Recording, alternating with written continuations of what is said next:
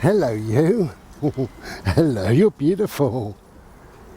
Hiya. Morning. Hello. Wow.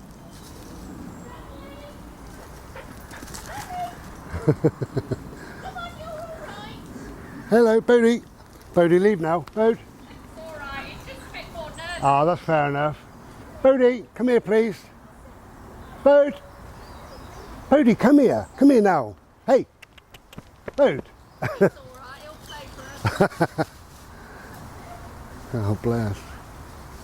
Hello, look at you.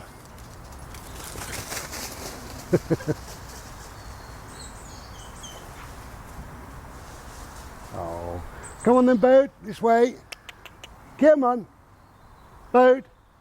Bodie, this way, please. Here, come on, there's a good boy. Right, just wait there. Now then, you cheeky boy. That was lovely, wasn't it, eh? Yeah. What do you reckon to that? Two little, don't know what they are really. What do you call them? Sausage dogs. Sausage? Is it Chihuahua? I don't know. I think Chihuahua may have been a tribe of Native American Indians. Chihuahua. Sounds French to me, Chihuahua. Anyway, so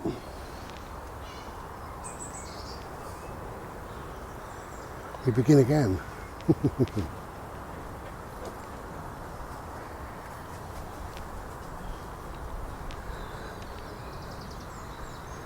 Hello. Well, that was nice and pleasant. 5 minutes ago we got caught in the rain, so I had to put my hood up and it's a bit damp, but never mind. And I don't even like pina colada. Do you remember that song? I like pina colada, I'm getting caught in the rain. I'm not much into health food, but I am into champagne. Never had champagne either. Do you know, I've never had champagne, never had oysters, never had cod roe or whatever it's called. What is it called? Bodie! Cavalier. I've never eaten a cavalier. Caviar. Never had anything much like that, you know. I don't really fancy it, but then I'm not from that sort of ilk, I suppose, really. Gorgeous trees.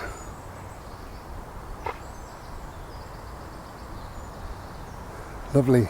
It's really beautiful.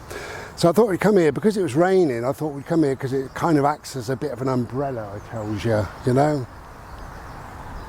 And then it appears that the rain stopped now, which is good. So a couple of little things really. In this video I'm going to talk about the easiest option. Simple as that. How to make life a little bit easier on yourself. But yesterday I was in the hospital. As I'm making this, I've got a couple of videos anyway, but yesterday as I'm making this I was in the hospital and just seeing the heart consultant. Well, I say just, you know, it's quite important, I suppose. Anyway, it was a lot of old rubbish to begin with, a lot of waiting around and stuff, but I did a few tests and I eventually saw the heart consultant and he was really lovely. Same guy that I've seen on 3 separate occasions now, which is great. He talked about the medication that they want to give me, which is the blood thinners, and I said no, I refused that 100%. I'll tell you why. Anyway, I told him why, and he said, okay, I absolutely agree. He said some of that I wasn't aware of, and I said, well, no, you're aware of all of it. Please don't ask again because, you know, I'm not going on it ever, and that's that. And he said, no, I agree. So that's that done. Cut a long story short, things are going pretty well, you know. Yes, I get breathless, yes, I get tired. Par for the course, he said, really, unfortunately, for the time being now. But the outcome was just a quick synopsis, really, but the outcome was they're going to leave me alone for 2 or 3 months, and then they're going to give me another series of tests, including a couple of scans. One of those scans will involve, you know, that liquid that goes around your heart, makes you feel like you want to wee. And it'll also include the 24-hour heart monitoring kit again, just to make sure how things are going. Please don't lick. Look at these, let me just show you. Glorious sight there.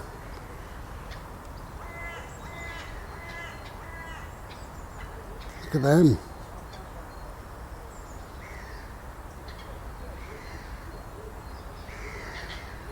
Lovely. Yeah, just make sure that things are heading in the right direction, whatever that means. And that's that really. I'm going to turn this off and turn it back on, I believe, because I can hear a number of people. Oh no, it's only old people. Well, I say it's only old. But, you know, Bodhi's normally quite gentle with children and old people, so we can carry on for a minute. Wow, look at this.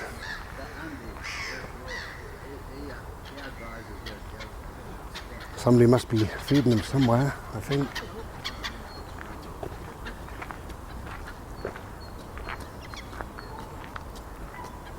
Morning. Morning. Nice morning. It's lovely, yeah, a bit chilly, but lovely. Come on, boats, come on. Morning. Morning, you well? Good. Yeah.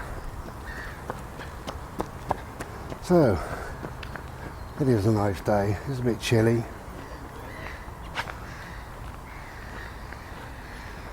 Yes, all in all, we're doing pretty well, you know. I don't want to harp on about it. But anyway, because he was an hour late, I struck up a bit of a conversation with a guy next to me, which I'll tell you about in a bit. I'll turn this off and turn it back on because obviously the battery does die on this for some reason.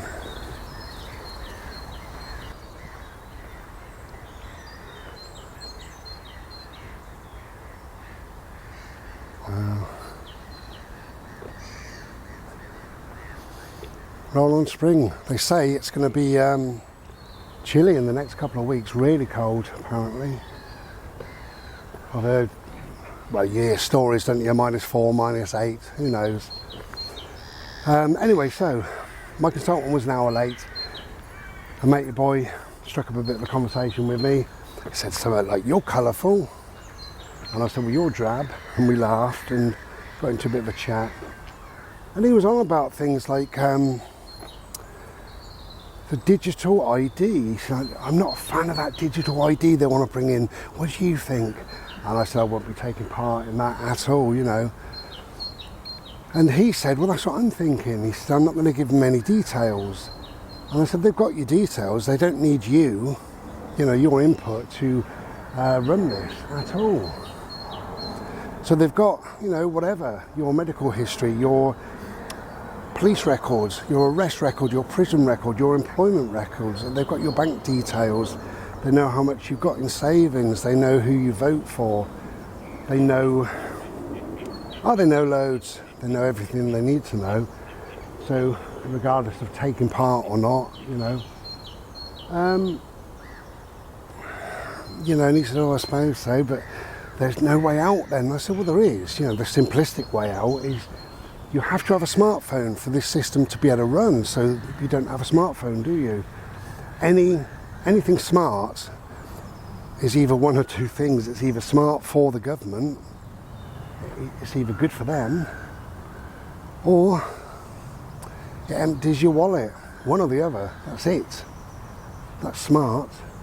So if you ever hear smart motorway, smart meter, smart bank account, smart anything really, smartphone, it's government sponsored normally. And come here, Bodes, please. Bodie, come here, please. Thank you. Hello, come here. Come here, please. Bode, come here. Right, thank you. Come here. Good boy. Now, honestly, what are you doing? Do you want to go back on your lead? Come here to the bench. Here. Bode, come here. Good boy. That's it. Come here, please. Come here. That's it. I can keep my eye on you. That's it. He hates sitting here. Come here, please. No, come here. Where are you? Come here. No, Bodie, come here. Come here. Bodie, come here. Last chance, come here. Okay, I'll eat your Chinese for you later. It's Friday today, so we're having the Chinese later. Yeah, so, you know, never ever go for anything smart. So I said to this guy, if you don't have a phone, you can't take part in all this nonsense. If you don't have a smartphone, you can't take part in all this nonsense. So it's a very simplistic way of looking at it. But there are loads of people without smartphones. In fact, there's probably loads of people without even a phone. There's no law to say you've got to have a phone, carry a phone, use a phone. There's nothing. So you please yourself what you do in life. So that's looking at the easy way, you know. And I said to him about the way I shop, you know, I only use money, for instance, you know, I don't use my card. And I said, if you go into a shop, any shop, I went into a shop just recently, and it was Asda. I went into Asda just recently, and I stood waiting for the only human being behind a till, and twice 2 staff members came up to me and said, these tills are available behind you. And I said, no, they haven't got a person, but thank you anyway, because they sack the people and put a machine in the person's place. I'm not in favour of that. I'd rather deal with a person. I'd rather deal in cash as well, not card.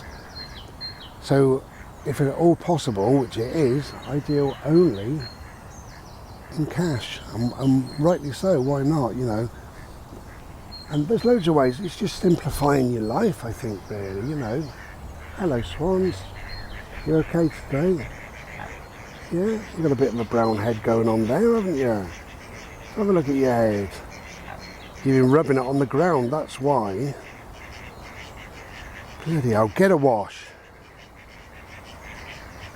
Right, where's my dog? Boots! Bodie! Come here, please. He can't because of the noise. Okay, I'll come to you then, that's fine.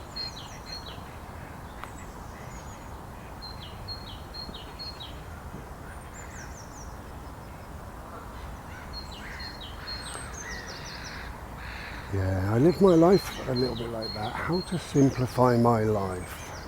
How to have a little bit less stress, less worry.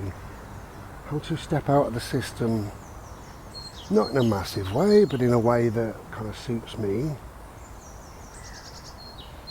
I don't need to be involved in this nonsense.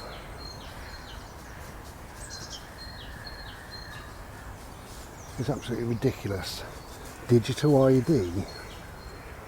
2003 in the UK, and the government want to trace our every move.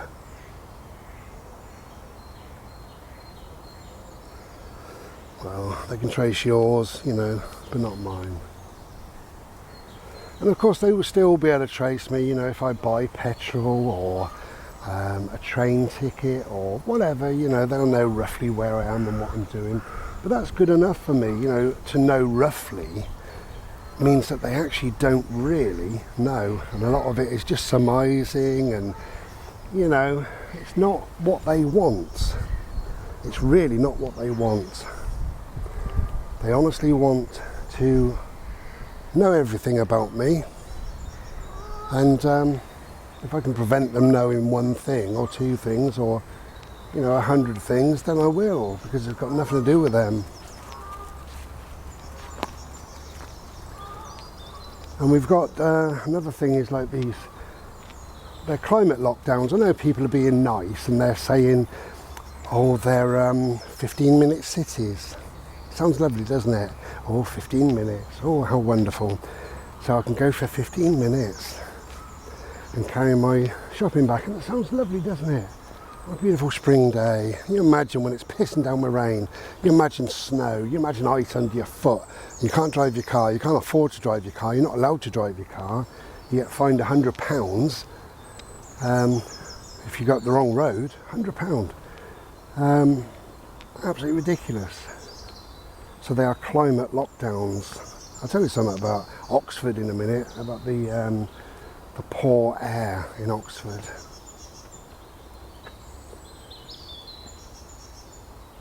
And the reason why they're bringing it in.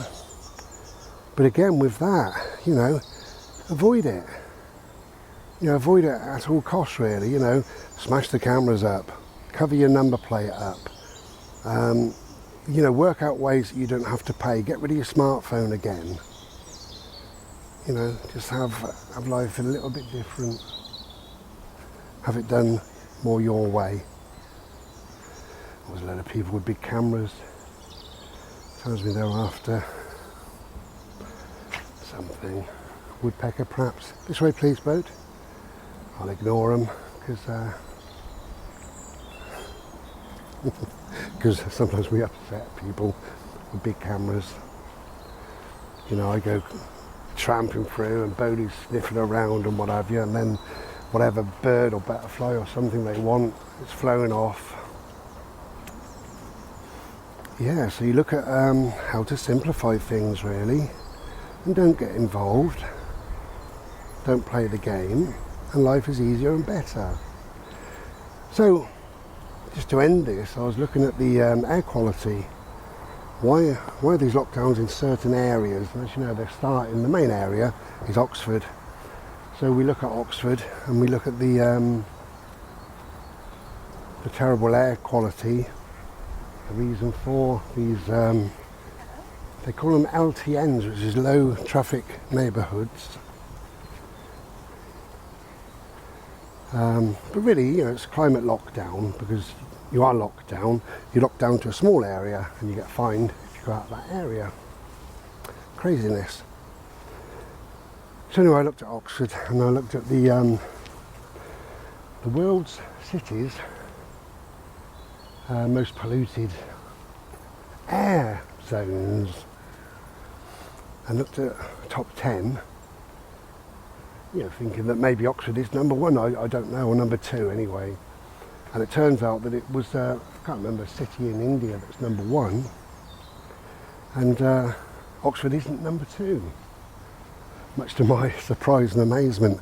Why are they spending, is it £86 million on these bloody cameras and all the rest of it for this climate lockdown, and Oxford isn't number two or three? So I looked at the top 5 and Oxford isn't in there, and Oxford's not even in the top 10. So I went to the top 20 worst air polluted cities. They might need something sorting out, you know, and obviously Oxford is in that top 20 somewhere, so I had a look, and no, they don't feature. So I had a look at the top 50, the top 100, top 200. Okay, so I thought, well, I'll look for the 500, you know, it's crazy. And Oxford doesn't feature. Oxford's air is too clean to feature. And you know, Oxford comes on that list at 1,170. 1,170, which means it's nice, pure, clean air most of the time. And it begs the question, doesn't it, what on earth is going on? Don't understand it at all.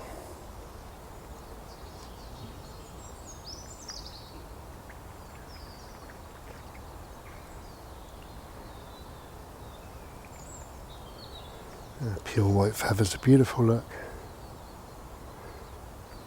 Hello, Swanage.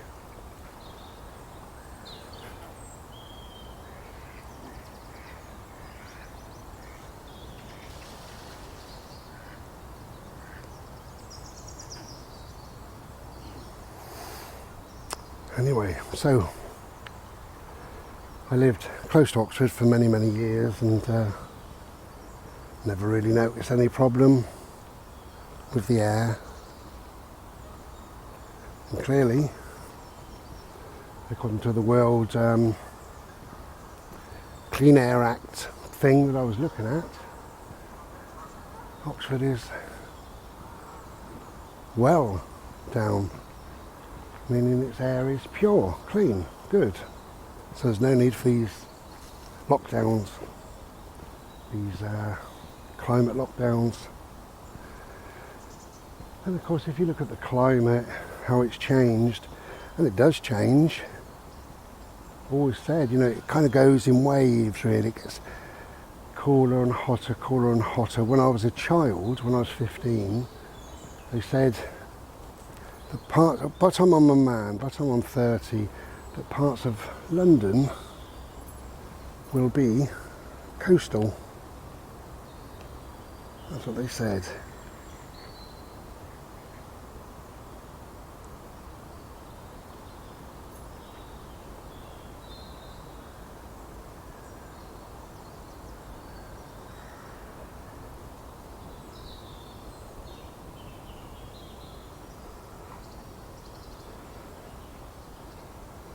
And it never happened.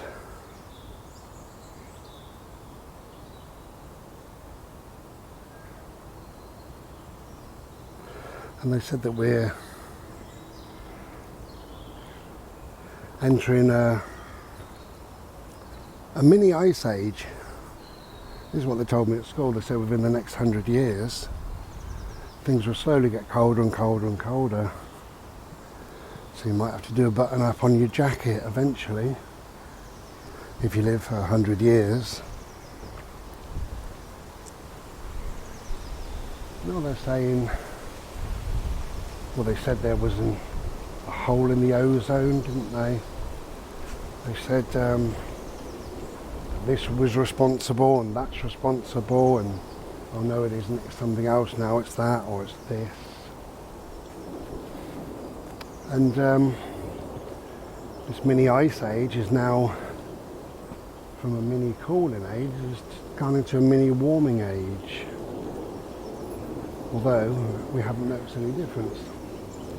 So over the course of the next 100 years, it might get 1 degree warmer, which would be fantastic for those that can live for the next 100 years, have a bit of warmth. But to simplify things, I just ignore it, because if we're told one thing, then another, then something else, to suit their narrative, to suit their agenda, to suit them taxing us, to suit them having climate lockdowns in 2023. If they need to do all that and invent these stories and silliness and what have you, then I can't play that game. Simplify your life. Don't believe the government, don't trust the government. Don't have a smartphone. Don't just willingly go and pay fines. You know, when Oxford swaps over to these climate lockdown cities, 15-minute cities, they reckon there'll be tens of thousands of fines on the first day, because people won't realise, won't understand, won't be able to do what they're supposed to be, well, what they're told they're supposed to do. Whew, getting warm. Tens of thousands. Now, if nobody paid the fine, they'd end up scrapping it. But what will happen is some people will pay the fines and they'll keep it going, and eventually it become the norm. The Isle of Skye up in Scotland, you know, they built a bridge, and they said, well, here's your new bridge, you know, it's a couple of quid or whatever to go across, and people said, no, I'm not paying that. So they fined everybody and nobody paid, and it's now free.